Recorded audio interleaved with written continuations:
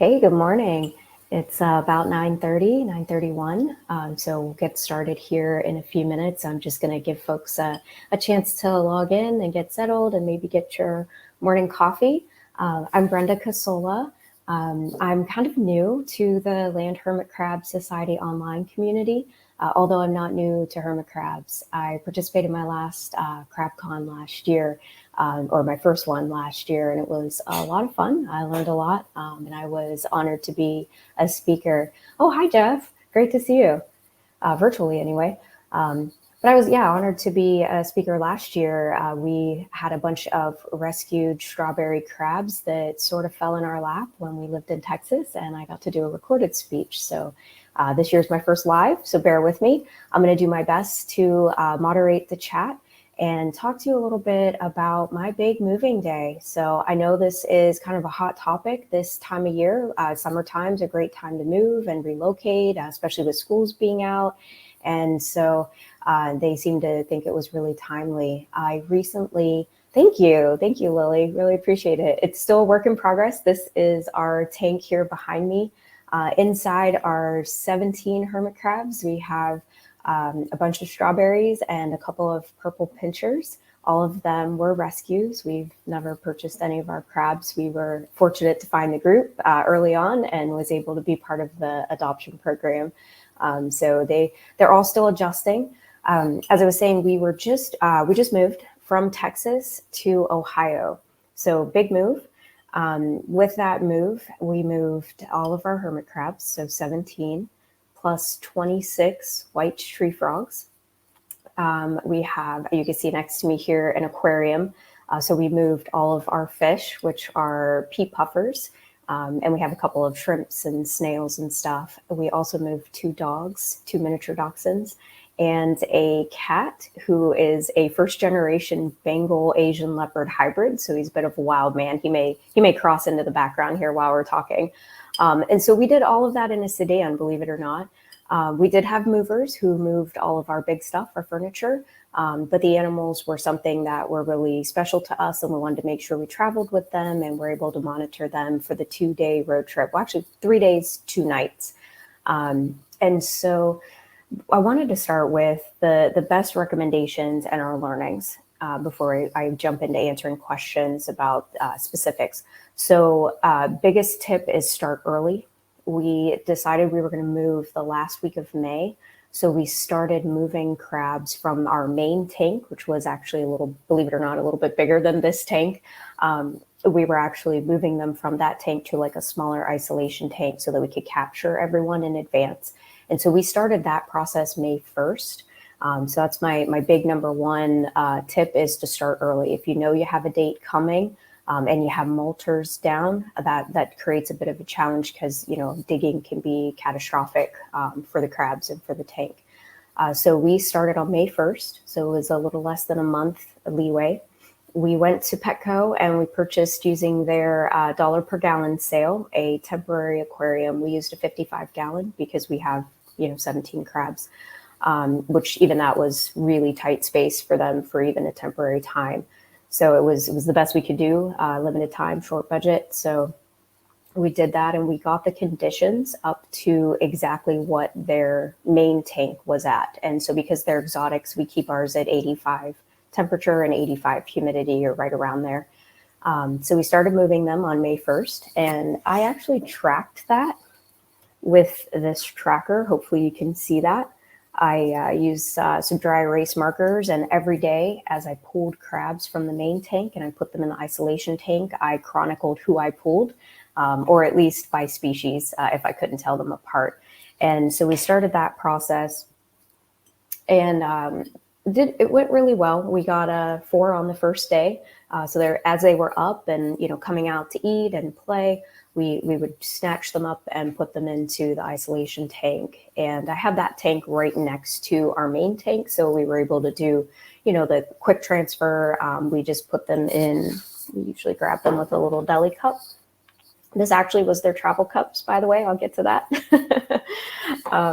And so during that process, we did find that we had molters. So that created a little bit of challenge. We wanted to make sure we didn't disturb anyone while they were molting, but we also knew we needed to remove a lot of sand out of our tank in a short amount of time so that we could be prepared for the movers. And so as we were taking out crabs, we would pull out a handful or two of sand just to lightly reduce the level of sand in their tank. And so we did that over time, and we got really, really lucky. We were able to get most of the crabs out in the first week, and they all did well. In their isolation tank, they ended up, 2 of them molted in there, which, even though with only 1 inch of sand, so I had 2 surface molters that we had to deal with, but wasn't too challenging because the crabs were super healthy and they went through it pretty easily. And so by the time moving day came, about a week out, we found that we had 4 crabs missing in action. And so we decided we needed to dig at that point. We hadn't seen those ones for a while. They had molted or maybe passed away. We weren't sure. So we did start digging toward the end there. We never did find 2 of them, and we did have 2 that were deceased. It did appear that when we took our tank apart that we had a small flood under one of our pools, and it was only a couple inches of water, but it was enough to probably collapse a hole, or possibly we collapsed it with digging, but we did lose 4 in that process. Good news is, though, we did not lose any on the trip. So for the trip, to actually get them ready, what we did was we purchased a box. I kind of took some tips from Mary Akers. I had a brief phone call with her to talk through, should I try to ship them or should I move them in the car? Because she'd been really successful at shipping crabs, the captive bred babies. And so I thought about maybe we take a hybrid approach. And you can see behind me is a box that says perishable. That's the box we ended up purchasing. It is a cooler style box. So it's a box on the outside, and on the inside, it has the coolers or like the styrofoam to be insulated. And so we decided to do that. That's usually what you would ship animals in. I'm a frog breeder, as part of a hobby on the other side as well. So I've shipped frogs quite a bit, and I know that they're pretty sensitive. And if I'm able to do that successfully, I thought hermit crabs, I could use some of those learnings. So we used this cooler box to transport them in, and it fit perfectly on the back seat right behind the driver's seat, and just wedged so perfectly in there. And so what we did to regulate that box temperature-wise is I have some props here to show you. We bought really simple stuff. So this is just a hot water bottle. We picked this up probably at like Target or something, and I have 2 of them. So having 2 was really helpful because what we were able to do was fill this with not hot water, but pretty warm water. You don't want to increase the temperature too much because if you're going to use an insulated box like we did, that it's going to hold that heat in. So we would just use warm water. We put this at the bottom of that box, and then we stuff the box with packing paper. So this is just plain, they call it newspaper print packing paper, even though it's not actually newspaper print, but it's the same quality of newspaper, and it has some good cushion for the crabs, so they're not bouncing around inside the box, but also it helps to hold in a little bit of the temperature and the humidity. And so we put a lot of paper on top of that hot water bottle.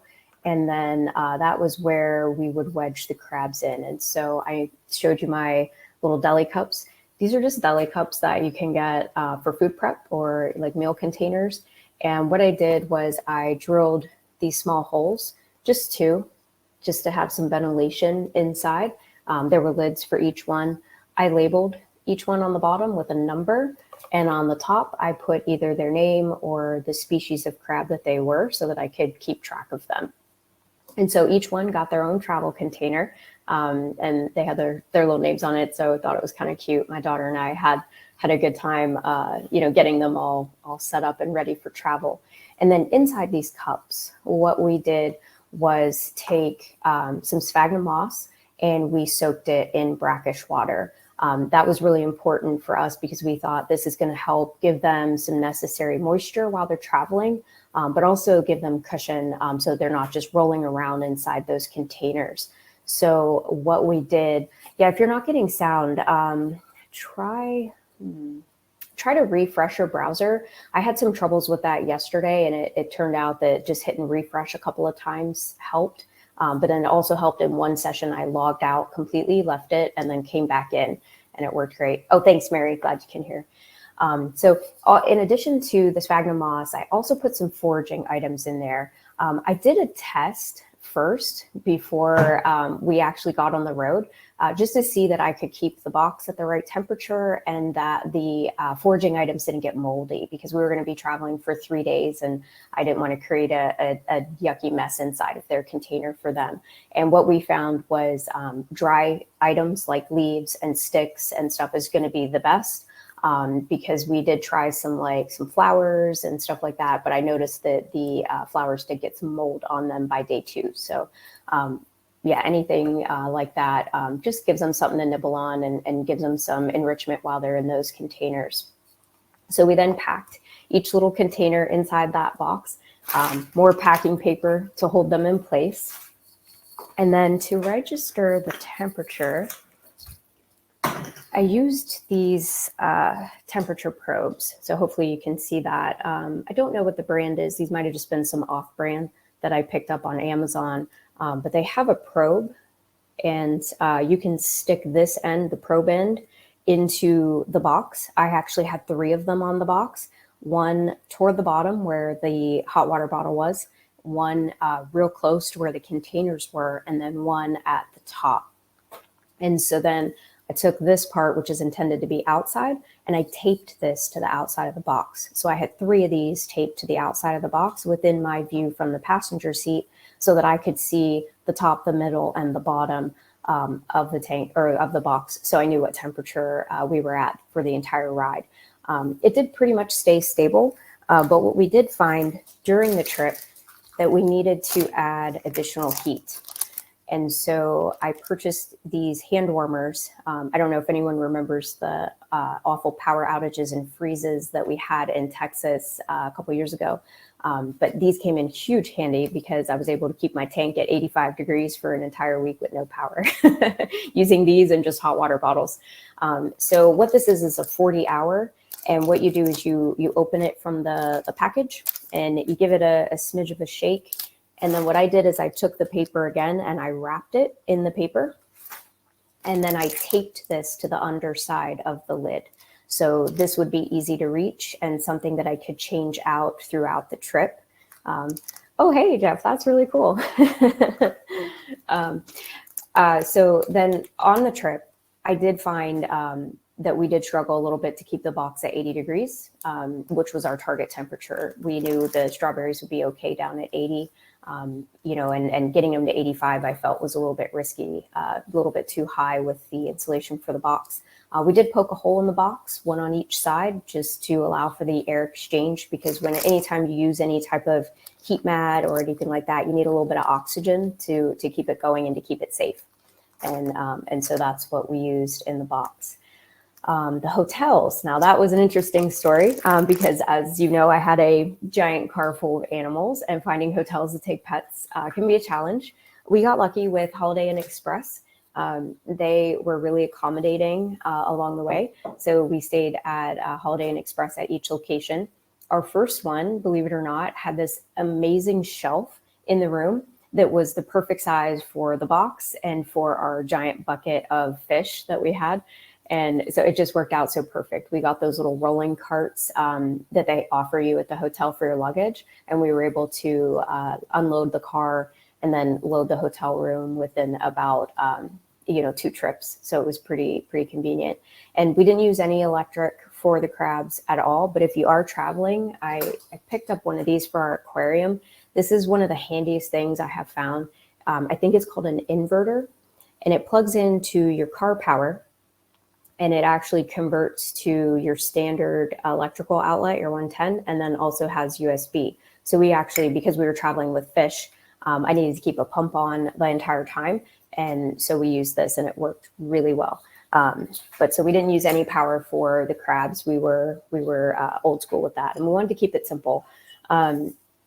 So one of my other learnings that I think was probably the biggest gap for me was I don't feel like I was prepared enough on the arrival end. I took for granted how exhausted we would be traveling for 3 days and trying to, make sure everybody was safe and healthy and happy for the trip, that when we got to Ohio, it wasn't the end of our journey. It was really just kind of the start of making sure everybody was set up. So we had to get an aquarium set up, and we had to get hermit crab tanks set up, and it was a little bit challenging. So I do feel like that if I had done more prep or had more help on the receiving end, it would have been helpful for me. So if you have that ability when you're moving to really focus on the receiving end to make the ending of your journey a little bit easier, I highly recommend that. I do want to say too, even though this sounds like a lot, it was actually easier than I expected. I think that the anxiety of getting it set up and getting it done and actually, doing the steps that I needed to do, it felt like more work. But it actually was quite easy. Once we got the crabs packed and they were in the box, they were fine. They didn't make a peep. I barely heard a lot of commotion in there or anything.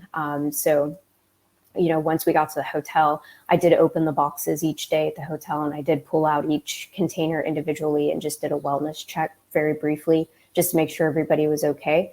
And on the last night of our journey, I did feed them in their containers because we only had about a 6-hour trip the following morning. So I figured no food would mold. So I sprinkled a little bit of Mary's Exo strengthening mix and color mix into their containers, and I gave them their favorite flowers and nuts. So they had a little nourishment on that last day before we reached Ohio. So I think that was pretty much what I wanted to share here in my opening remarks. But if you have questions now, I would love to take any specific questions that you have. I'm sure I left out a lot that we did, but yeah, just want to let you know that it can be done. I did it on a really big scale with 17 crabs. If you only have a couple, it'll be much easier. I don't recommend moving them in their tank. I know I've seen folks ask if that's possible, but the weight of the sand and the way the tanks are designed, they're not meant to be moved like that. And it could be hazardous to not just your tank, but also to your crabs too. So I definitely would recommend something like that. Kim would love to know what type of tank. So this one was custom made for us. I'm trying to think of like what brand would even be similar. So it's kind of like an Exoterra, the ones that we use for toppers, but it's actually meant to hold water and sand. It was actually custom made for our hermit crabs it was Carolina Custom Cages is the company. Not sure if they have a website. I've been in touch with them through my frog community, which is how I established relationships with them. So it's a pretty big tank, and we're still struggling to keep the heat and humidity regulated. So verdict is still out on whether this is going to be a long-term solution for our crabs. So I'll keep you guys posted. Put each crab individually in a small deli cup. Is that recommended versus allowing them to roam and being in a larger storage bin? Honestly, I think both work fine. I know that with my strawberries, they tend to have a bit of a pecking order, and I have two that are somewhat aggressive. Not aggressive in the point where like I feel like there would be issues, like something that would be hazardous, but they definitely have a pretty established pecking order, and I didn't want to add that extra stress to them. So I did put them in the deli cups just to keep each one safe and kind of give them almost like mimic a molting space for them, kind of dark and isolated to themselves. I know when Mary moved, she shared with me that they did do it in a group and that it was successful. So I definitely think you could do either. Kimberly says she was freaking out when her husband had to drive 2 hours with the 3 rescues. Yeah, I actually think we freak out more than they do. They were like, all of our crabs were totally chill throughout the entire process. And they were just like, oh, we're doing this thing. Okay. It was me that had the anxiety. I was doing the freaking out. Yeah, I like the sliding glass doors too.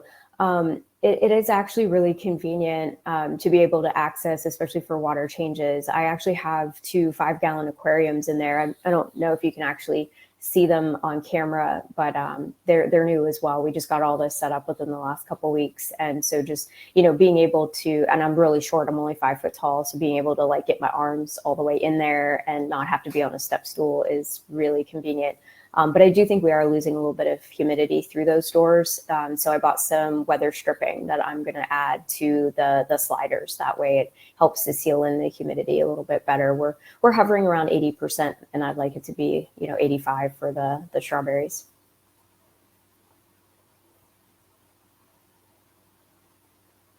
Did you ever think of using a tote to transfer, or is a tank easier? I think you could use a tote. I think for me with using glass, I'm more comfortable with heat mats and glass. So I went the route of an aquarium. But I think if you've done your research and you have the right plastic tote and the right heating elements, I think you would be okay. I'm always super worried about fire. So I'm like super cautious when I use anything electrical, as you can tell with my hot water bottle solution for travel. Oh, the short person is a real struggle, Stacy. It so is. The brand of the car adapter, let's check. I know I got it on Amazon and it was about $20. It is called Foval, Foval, and it's a 150 watt power inverter. And I actually learned about this through Crab Central Station. I donated a couple of strawberries to Darcy in her breeding efforts. And when she came, she mentioned she had an inverter in her car for heat for transfer. And I was impressed. So I checked it out. That's a good tip about the Beta silicone. I will definitely do that. We have some hermit crab safe silicone here that we could use to do that. I'd probably have to take the crabs out to do that. So just have to think through the logistics of doing that. Yeah, critter keepers with an insulated bag and towels and hand warmers. Yeah, the hand warmers are really the star of the show. I mean, they were for our fish as well. We used just a 5-gallon Yeti bucket, and I wrapped it in an emergency blanket. I think they're like they look almost like aluminum foil, but it's meant for like security or life saving in the event that you need heat. So we wrapped it with that, and then we stuck these hand warmers inside to help keep the temperature warm for the fish while we were traveling. So it was amazing. Oh, a car plug-in blanket. That would have been a good tip. I wish I'd have known about that when I was traveling. I was telling my husband this morning that I was giving this talk, and one of his tips was, please let them know that it was you that was more stressed than the crabs. So just, yeah, definitely I was the most stressed prior to the move about them. Even though we were traveling with all the other pets, it was totally the crabs that I was stressing over, and I honestly had no reason to. They all made it just fine. And it's interesting. We had I did kind of like a PPDS setup here for them when we arrived. I didn't want anybody molting or anything until we could get the tank set up and regulated and everything. And I actually ended up with one pulling a surface molt almost immediately once we arrived, and it was my biggest favorite strawberry, and he was fine, absolutely fine. I followed the tips for the group for surface molts, and he's 100% fine now. It's amazing. No, actually, I did not have issues with humidity. Lily's asking about issues with humidity through the transfer. Yeah, the moss is what really helped, keeping it saturated. Not that it's dripping wet, but just damp enough that it holds in that humidity. And I think too, I'll show you closely, just 2 tiny holes is all we drilled inside the cups. So once you get the lid on these cups, they stay pretty moist, but there's enough air for ventilation for them. Yes, Mary. Yes, it's so stressful, isn't it? They molt at the worst possible times for us. Like I said earlier, I had 2 that molted in the isolation tank before we even hit the road. Like I had to pack one of them. It was a strawberry shortcake. She had to be packed with her exoskeleton because she was still eating it. So I was just incredibly stressed. And by the time we arrived, she had eaten all of her XO and she was totally fine and happy. I was a mess. I'm glad your E made it just fine. They sure are crazy.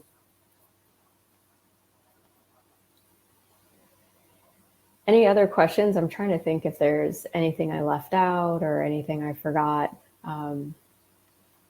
Yeah, and I don't know if you can see any of my crabs in my camera. They were, there's one on the log. He's moving around. It's one of the strawberries.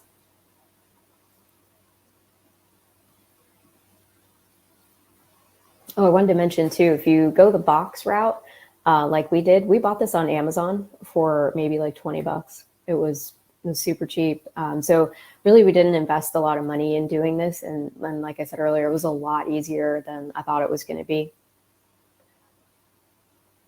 Can we see your tank set up? Yeah, maybe. Let me see if I can move my camera. I don't know if that's any better. I can't get too far from my computer just because I'm mic'd in. I'm using my work from home. I work from home. This is my work from home space. And so I'm using my docking station for my work computer. So I'm tethered. I have no audio otherwise. I just moved, Sue, literally. So we moved on May, I think it was 27th. And it was a 3-day trip from Texas to Ohio. So yeah, the weather was warm. So we were a little bit fortunate there. So we weren't struggling too much, with temperature. But I do think if you move in the winter and you do some kind of insulated box solution or even like a Rubbermaid tote or something like that, I think you would be successful in keeping it warm.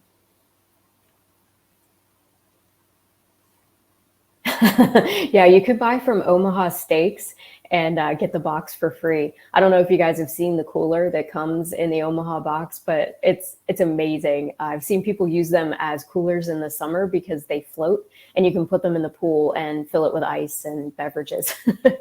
Or you can move with it with hermit crabs. Yeah, rice bag. That would be a great solution, and probably easier or cleaner than my hot water bottle idea. The reason I went with the hot water bottle was because I was thinking if we're stopping at rest stops and places like that, I'll always have access to water, but I may not have access to like a microwave to warm up the rice bags and stuff like that. So yeah, that's a good solution too. I totally forgot about mentioning that. Yes, Kimberly, it is a huge thing to have on hand for emergencies. So we went through the freeze in Houston. We were without power for, I want to say 6 days, I think 5 consistently without power. And then on the 6th day, we had the rolling blackout. So we did get power back, but we were not prepared for anything like that. And so without power, we were scrambling to try and keep all of our tanks warm. And we had the hermit crabs, we have frogs. I have 26 frogs, so it's a lot to try and keep them warm as well. And they're native to Australia, so similar temperature requirements as the hermit crabs, plus ourselves and our pets. And we had my elderly mother living with us at the time as well. So just trying to keep everyone warm. Had I had an insulated box at that time, that would have been so helpful, at least for the frogs, with the crabs if they're molting. But I did find with the crabs, with the power outage, their tank was so well insulated. We used the Reflectix across the back and the sides. And then using any type of like plastic wrap or something like that over the covers, like they're so well insulated, they actually hold in heat really well. It was 47 degrees, I think, in their office by the first night, and their tank was still 80 degrees. And that was before I had done really much of anything other than wrap them in emergency blankets and then actual blankets. But by the second day, we started using hot water bottles and anything that we could find to put hot water in, and then lining the tank with that to keep them warm. It was a crazy year for Texas. We are actually really glad to be in Ohio now. I'm originally from Ohio, so I was there for work, and now that I work remotely, it just made sense to move to Ohio. So hopefully we don't have any wild, power outages or any crazy hurricanes or anything.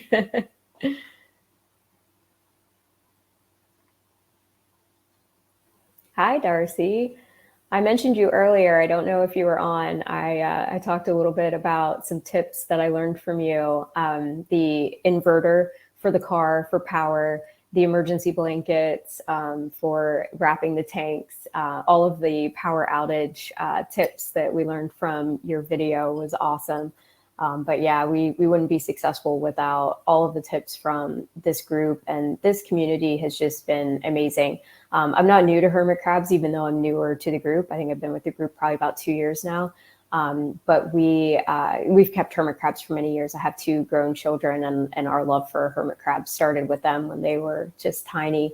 But I mean, it's amazing how much care has evolved over time and how much we have learned. And just conferences like these, the sharing of information, I learn something new almost every day. It's amazing. Yeah, so for those of you that got here late, I can go ahead and recap a little bit about what I've shared so far. So we moved in May from Texas to Ohio, and oh, I'm glad the Straw Girls are doing good. Yay!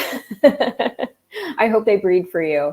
Um, yeah, Marcy or Darcy took 2 of our female strawberry crabs and for the breeding program. So fingers crossed that they make babies for you. Yeah, we were so excited. We were so blessed and fortunate to end up with our rescued strawberries. We had a big group of them, and they've just been such a blessing for us. But our move was pretty challenging in terms of logistics for us. We had 17 hermit crabs, 26 frogs, a bunch of fish. You can see in my aquarium, they keep swimming by. In a bucket in the car. And then we also had our 2 dogs and our Bengal cat. And so it was tough. And we were in a 4-door sedan. So we packed the trunk as full as possible. And we hit the road for 3 days to travel from Texas to Ohio. Our biggest learnings along that time were to start early, start your planning super early. We started on May 1st. Pulling crabs from the main tank and putting them into an isolation tank, just so that we could get their larger tank torn down so that we could move with it. And it took probably longer than I thought. And I felt like I was scrambling at the end. So I think one of my big learnings from that is start early as humanly possible, just so that you're ready on the day when it comes time to actually move. We also worked hard to get that isolation tank set up to the same conditions. That way the crabs weren't being shocked from changing from one environment to another. So we had to set that tank up a little bit in advance to make sure that the temperature and the humidity were stable. And in addition to that, one of my other learnings was to dig only if absolutely necessary. And it's obvious that you're going to have to remove sand from your tank. We did not keep the sand or move with it. It wasn't feasible. So we've started over new on the other end. So that was a bit of a challenge. And so we started by just pulling like handfuls of sand out at a time, using a cup or just using our hands just to make sure we didn't disturb the crabs too much. But I do think we did disturb them. We did end up with 2 that we found deceased and 2 that were missing in action. We never found bodies. So we just assumed they died over time. They'd been in the tank. It had been set up for about 2 years. So not real sure, what happened there. But everybody made it on the journey, though. Everyone that we pulled from the tank safely made it, and everyone's happy and healthy today. We had 2 that molted in their isolation tank while they were waiting to actually move, and then 1 that molted immediately as soon as we got to Ohio. So conditions must have been right in his opinion. One of the big learnings that I think for me, especially, and the one thing that I shared earlier, is that being set up on the receiving end is so important, mostly for your own mental health, because once you arrive, you're going to be exhausted from the anxiety, the stress of getting ready, the actual physical move itself, and then the arrival. So I found that I was just really spent by the time we got to Ohio, and not having done enough planning to have a tank fully set up and ready on the other end so that all I had to do was put the crabs in would have been like, that would have been amazing. But I just didn't have that, and I didn't have that help and capability on the receiving end. So if you have that ability, I highly recommend it, because then you just arrive, you put your crabs in, and you put your feet up and take a nap. But I think my biggest point that I wanted to share is that it was easy. It really was. It sounds complicated, but it was easier than expected. And we were very successful. We were more stressed than the crabs were. So it can be done. My husband keeps reminding me, like, we did a lot. We've only been here a month now, and we did a lot in this time. And the fact that I'm sitting here in a room not filled with boxes still surprises me. If there's any other questions, I don't see any others coming into the chat. So hopefully my chat is not frozen, but feel free to put in any of your questions. I'm happy to talk through in detail any of the process that we went through, or if you have questions about my plants. I have plants. I'm also a plant mom. This big monstera behind me, the white and green one, it actually traveled with us in the car. So it was another layer of complexity for us as well. Thank you, Mary. I grew it from a tiny cutting. We got it in Houston. I had no idea it was such a special plant. And, I was just, out shopping and saw it and thought, oh, this is really cute. I'm going to buy this and see if it lives. And it lived in a cup of water for a long time and finally grew roots. And it's been growing like crazy now that it's in soil. It's a very happy plant. Thank you. Yeah, I actually just joined a Monstera group on Facebook recently, because I wasn't sure I was caring for it properly. Someone had mentioned that it had a lot of white on it and they were concerned that it may die. And so I was shocked, and I joined the group, and now I've learned so much more, and hopefully my care is a little bit better now. I just kind of like watered it and forgot about it.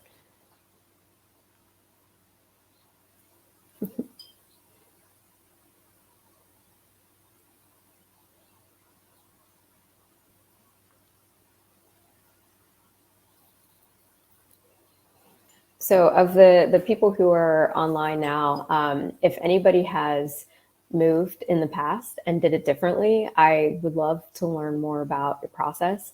I'm not planning any future moves, but I am hoping that maybe someday I can do a recorded talk for CrabCon. I actually did take pictures and videos, kept a little bit of a journal and a diary while we were traveling. So I would love to share it in more detail, in more like official status, so that I don't forget the messaging.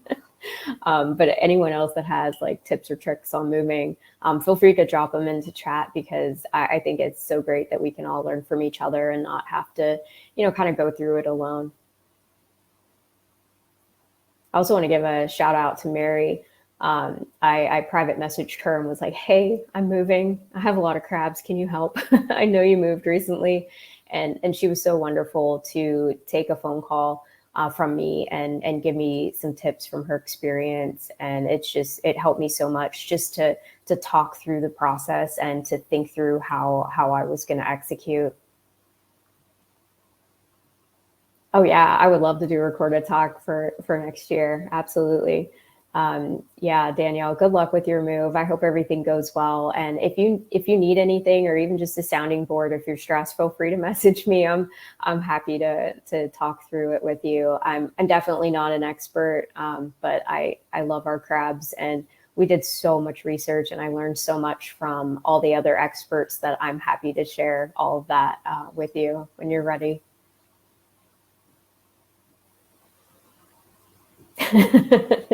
Yes, that was the only part of my move that freaked me out. Not the buying a house, selling a house, packing up a house, not the fish, not the dogs, not the cat. It was the crabs. Yeah, the crabs. 26 frogs gave me no moment of pause at all. I was just like, yeah, I know exactly how I'm going to move them. The crabs was the only part that freaked me out. And it really, I did learn it was unnecessary stress that I caused for myself, because they were fine.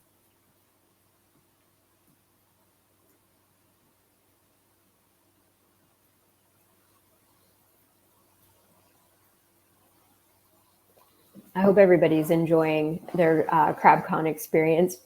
I know I spent the day yesterday just, watching as much as I could and trying to fit in as much in between working from home. So I have this is my work computer set up over here, and then I have my CrabCon monitor over here, and it was nice. I was able to do both all day. So looking forward to getting in on the action later today and hearing from all the experts. I think my favorite part from yesterday was the photography. I was really impressed with the photography element. That video was just amazing.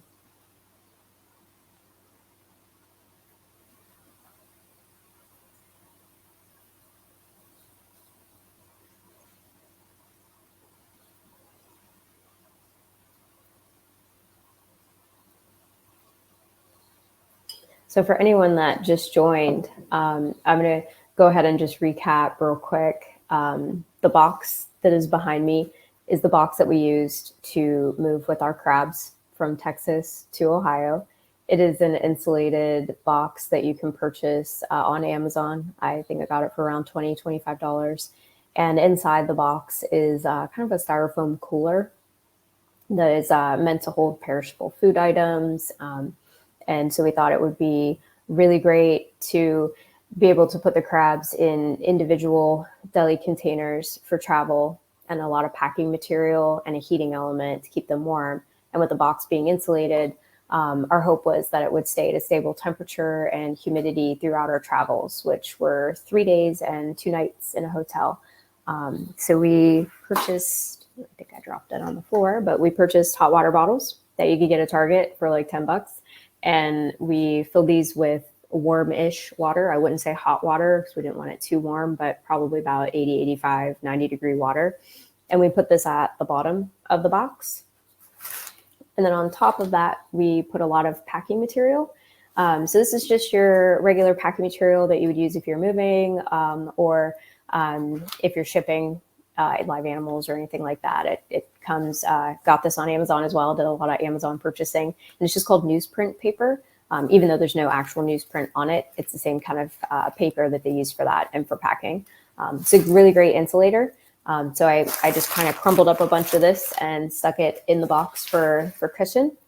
And then we packed each crab into their individual deli container. I numbered the bottoms of each container, and then on the lids, and I don't have a sample of the lid in front of me, I had the name of each crab and the species on top. Oh, thanks, Jeff. I'm glad that you found this helpful. Yeah, I would love to. That would be awesome. Yeah, and any learnings that we can share with the rest of the group would be great. So yeah, let's definitely collaborate. Be happy to share any details and learn from your journey as well.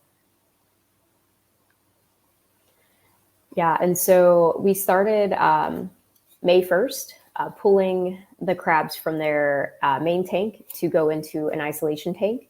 And we did that because our move was planned for like May 27th. So we were thinking that should give us enough time to get everybody pulled from the main tank as they come up or surface. And then we'd be able to pack them comfortably in their little deli cups for travel. I actually think my learning from that is we probably needed to start sooner. We purchased it was a 55-gallon aquarium from Petco during their $1 per gallon sale. So it was affordable. And we were able to mimic the environment from their large tank that they were in that 55-gallon as their isolation tank for during that time. It was still pretty cramped for as many crabs as we had. We had 17 in a 55-gallon with an inch of sand with their water pools. It was pretty tough for them. I was more stressed watching them than they were. They were just kind of climbing all over each other. They were perfectly fine. That is true. That is some people's dream tank. You're right. But with 17 crabs, they were crammed in there pretty well. I'm going to bend down and pick up this thing I picked up or dropped. Hold on. So I showed this earlier, but this is the whiteboard that I use to track. So as I would pull the crabs out of the tank, you can see here how I have it written. I pulled 3 strawberries and 1 purple pincher on the first day. And then I was chronicling how many total we had, and then how many we had pulled. With that many, it was hard to keep track. So I knew that, as I pulled them, I wanted to know that I had them so that when I actually broke the tank down, nobody got left behind or accidentally thrown in the trash, because that would have been heartbreaking. But yeah, so we moved everybody over into the isolation tank as we broke down their main tank. And when we packed them into these deli containers, we packed them with damp sphagnum moss. The moss was soaked in brackish water. We wanted to do that so they had a mix of both fresh and salt along the road. And then it also helped to keep the humidity at the right levels in their little deli cups for them.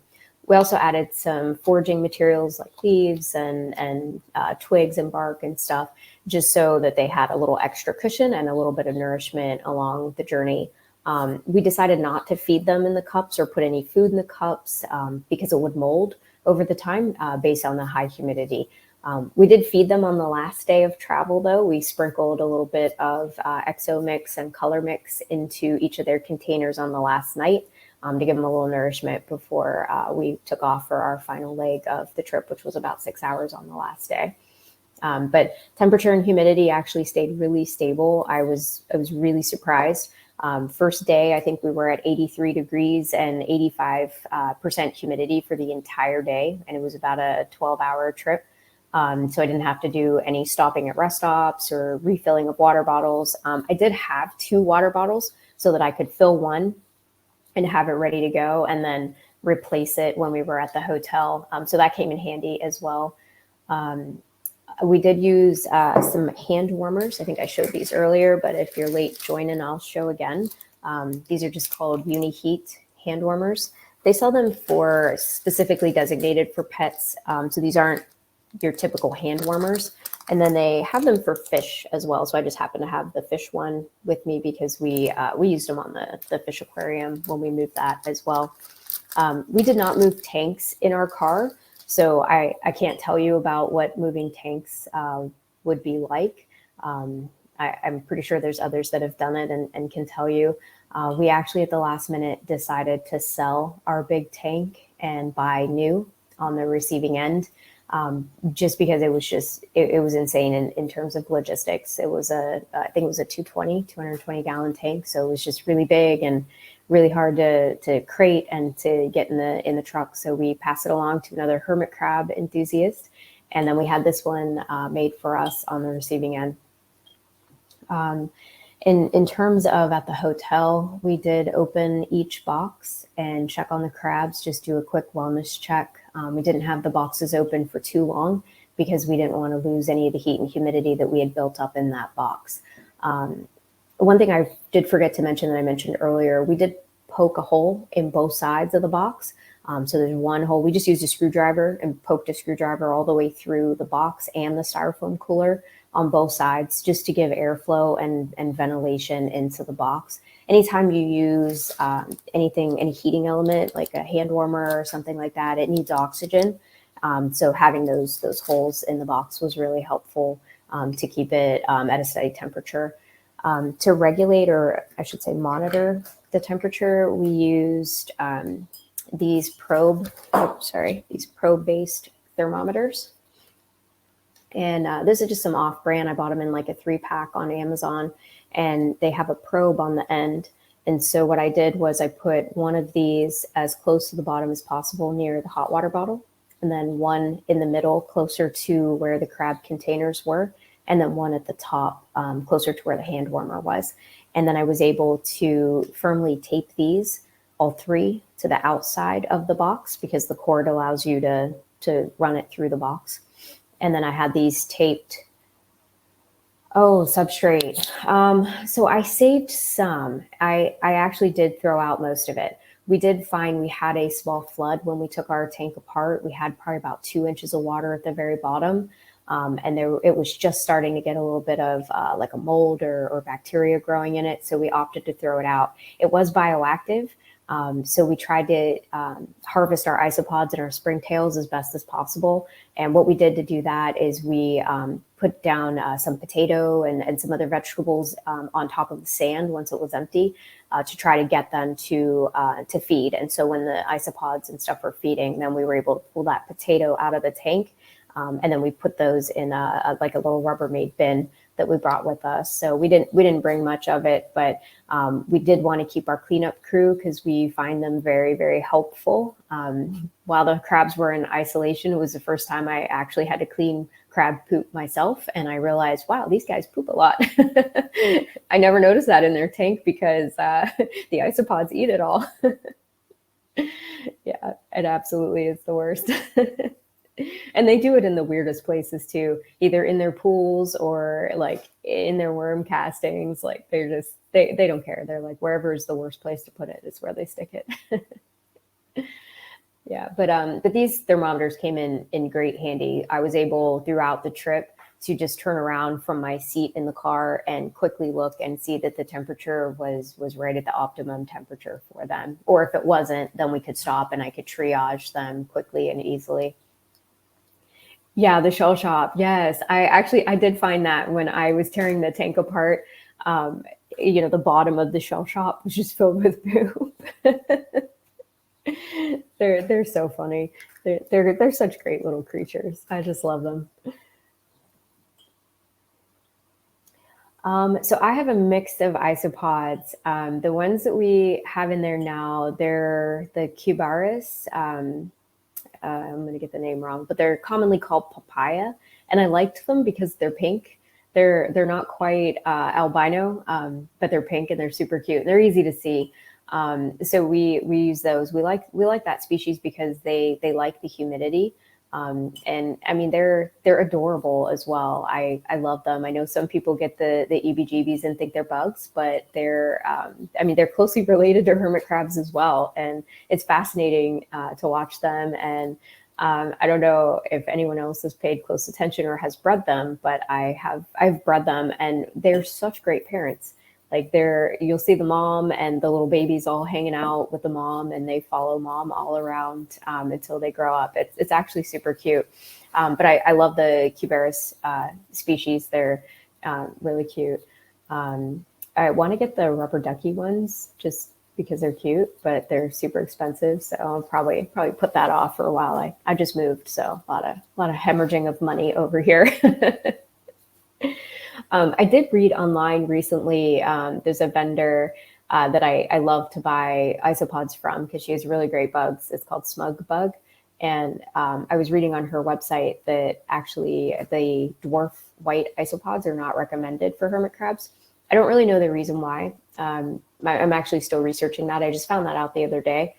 So if anyone knows, I'd be very interested in that because I actually have them in my tank. So I'm just kind of curious if there's an issue with them. Doodle bugs. That's cute.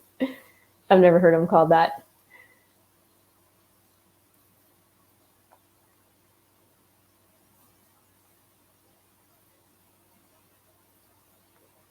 Yeah, so we're getting close to the end of my talk, and I hope that I've answered all the questions. Here's one from Stevie. Any advice on keeping them in a hotel room? We're going to need to keep the hermits out of the house for a month while we renovate. Yeah. So we're going through renovations as well. We bought a 100-year-old English Tudor. So we're waiting to get started on our kitchen renovation. So yeah, we have that probably in our future as well. For the hotel, we used the Holiday Inn Express at both locations. I was really impressed with their pet policy. They never batted an eye at us walking in with like a million animals, with 2 dogs, a cat, 26 frogs, 17 crabs, and a bucket of fish. And nobody even lifted an eyebrow. But yeah, so we had them in the hotel and it worked really well.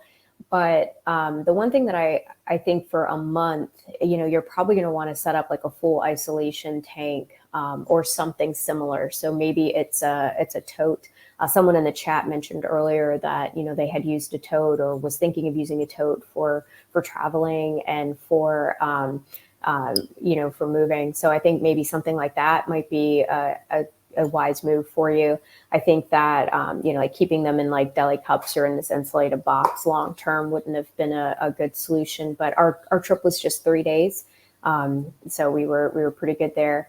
I think for keeping them in a hotel room, it's really just making sure that you have access to, hermit crab safe water and electricity to be able to keep their tanks up at a stable temperature. Have my crabs ever had eggs? So I actually don't know that. I have not ventured into examining them that closely.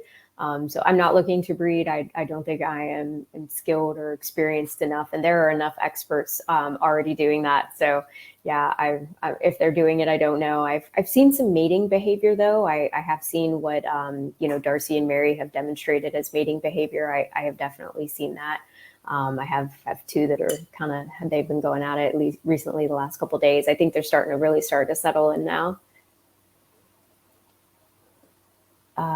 Jenna Bean says, I read yesterday that cow isopods diet is higher on the protein side, so it's a danger for freshly molded crabs. Yeah, I have read that too. So you want to stay away from any isopod species that is very driven by protein hunger. And I think probably the dairy cow for sure. Any of the scabers, I think are also, protein driven as well.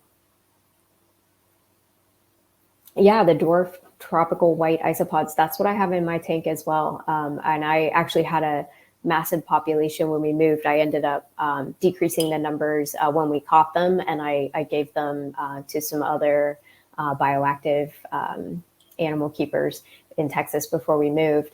So yeah, I definitely want to do some research to find out if that was misinformation or, if the dwarf white isopods are actually a problem for hermit crabs. So if anyone knows, please tell me.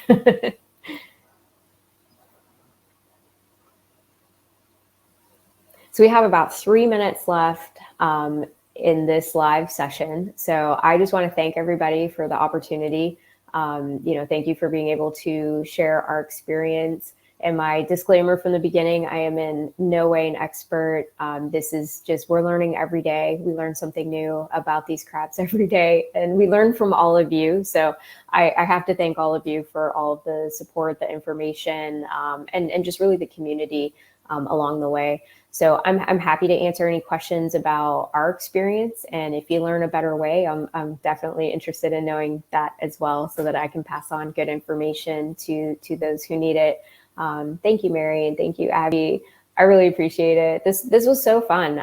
Mary asked me to come and do this at short notice. So, apologies for not being, better prepared or having any materials to share. But maybe next year we can do a more formal talk. So if there's any last questions in the last 2 minutes, I'll stand by and sip my coffee.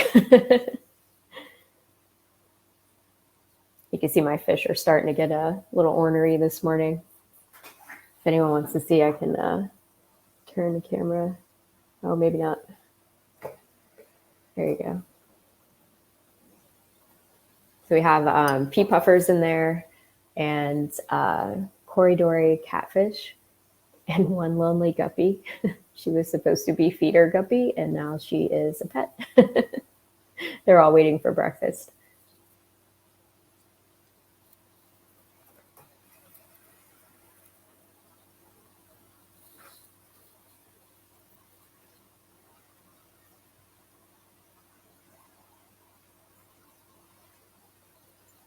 I'm glad you guys found it informative. I really appreciate the time to do it.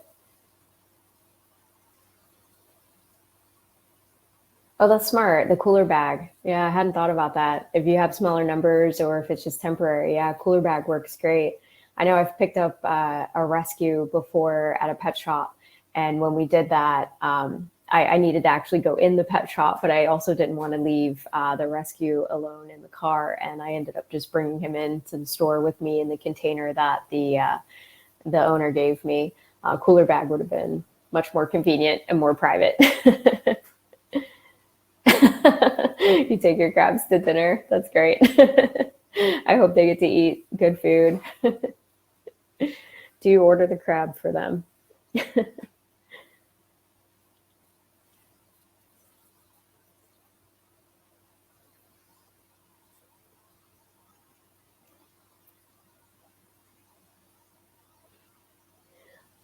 All right, guys. It looks like we're at the end of the show. So thank you so much, and I'll catch you guys another time or see you in another event.